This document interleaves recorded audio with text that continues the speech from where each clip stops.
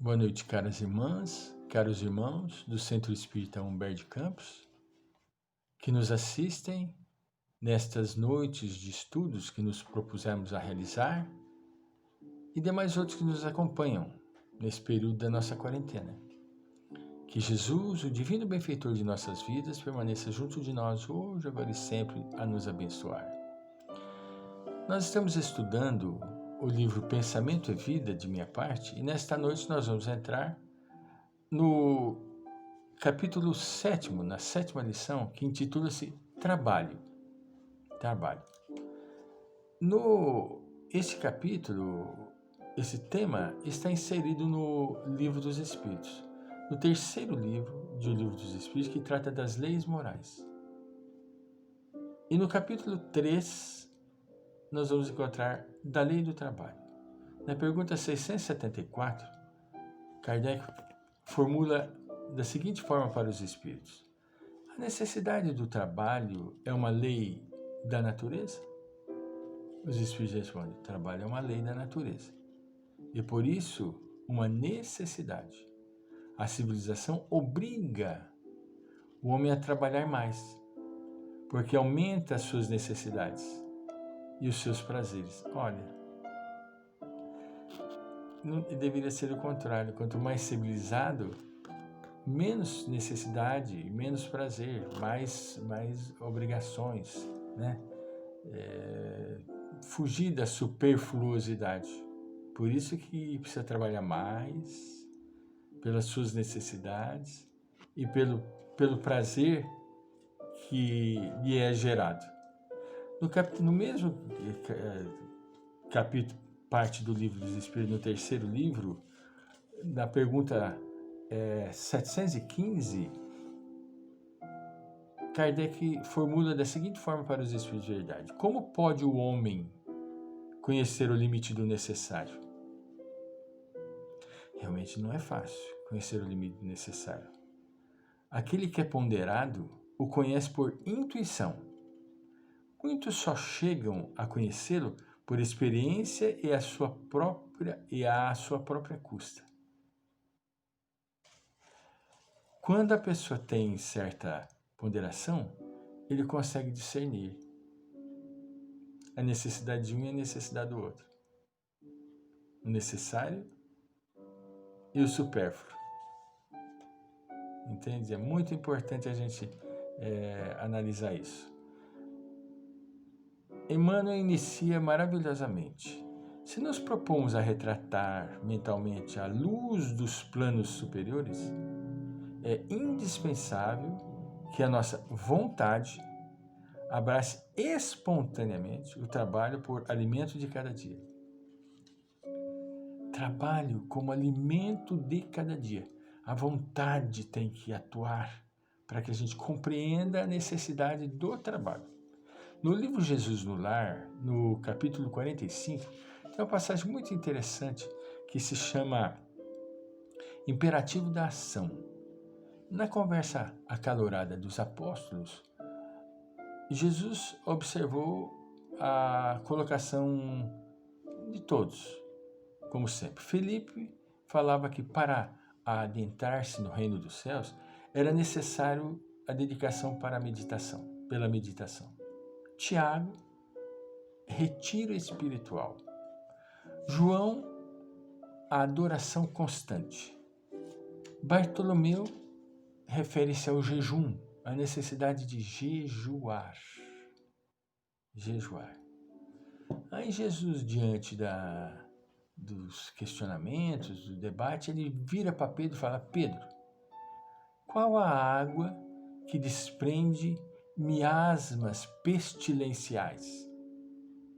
Senhor, é a água parada, Senhor. Tiago, qual peixe que flutua inerte nas ondas? Ora, Senhor, o peixe morto. Bartolomeu, qual a terra que se enche de ervas daninhas, tornando-se improdutiva? Ó, Senhor, a terra esquecida, abandonada. Tadeu, qual a túnica que se converte em ninho de traças? A túnica que se converte em ninho de traças. É a túnica esquecida, abandonada, não usada. Judas, e o que acontece ao talento sepultado? Perde-se por inútil, Senhor. Tiago, onde se escondem as serpentes e os lobos, Senhor? Nas casas abandonadas, em ruínas? André, em verdade, qual a função do fermento, André? Senhor, a missão do fermento é dar vida ao pão, à massa, levedar a massa e dando vida ao pão. E Jesus continua: o templo está repleto de adoradores e a miséria rodeia Jerusalém. O reino divino guarda o imperativo da ação, porque por ordem fundamental para as nossas vidas. Emmanuel continua: sem a lei do trabalho, o mundo mental dorme estanque. Contudo, não vale agir por agir. Somente agir. Nós temos que agir por amor. Fazer com que a nossa ação produza por amor. Ele subdivide o trabalho de uma maneira muito interessante. Ele fala do trabalho e obrigação. O trabalho e obrigação é aquele trabalho que nós somos remunerados. Aquele que nós recebemos a paga no final do nosso serviço. No final do mês, recebemos o salário e assim por diante. Trabalho e obrigação. Trabalho e ação. O trabalho e ação é aquele que transforma o ambiente. Pela ação atuada sob e sobre as coisas, modifica o ambiente. O trabalho-serviço. O trabalho-serviço é aquele que transforma o homem. O serviço transforma a criatura humana. É diferente o trabalho-ação do trabalho-serviço. Ação sobre algo, serviço nosso. Nós nos modificamos. Eu acrescentaria ainda o trabalho à abnegação. Trabalho à abnegação é aquele trabalho em que o anjo se aproxima do homem modificado e ilumina a sua consciência para o bem. Aprimora a vida e aprimora o mundo. Esse é o trabalho à abnegação. A prestação de concurso espontâneo, sem qualquer base de recompensa, desdobra a influência da bondade celestial que a todos nos ampara sem pagamento. É fundamental que a gente entenda a importância do trabalho abnegado. O trabalho abnegado é aquele trabalho que você faz além das suas horas. Aquele que você vai guardando o salário na espiritualidade. E você vai adquirindo seus méritos.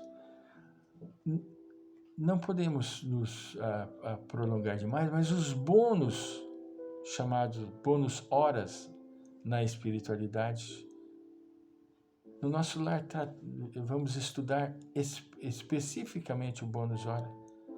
Né? Através de quê? Dedicação. Dedicação. O ministro do nosso lar trabalha sem cessar,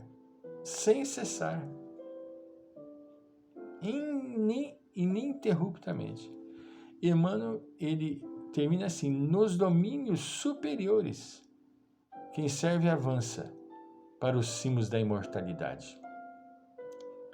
Cimos da imortalidade radiosa, reproduzindo dentro de si mesmo as maravilhas do céu que nos rodeia a espalhar-se por toda a parte. Trabalhar abnegadamente, trabalhar com amor, dedicar-se, não resmungando, queixando e achando que as coisas estão difíceis ou são difíceis. Deus abençoe, nos dê uma boa noite, fiquem em paz, muito obrigado pela vossa paciência.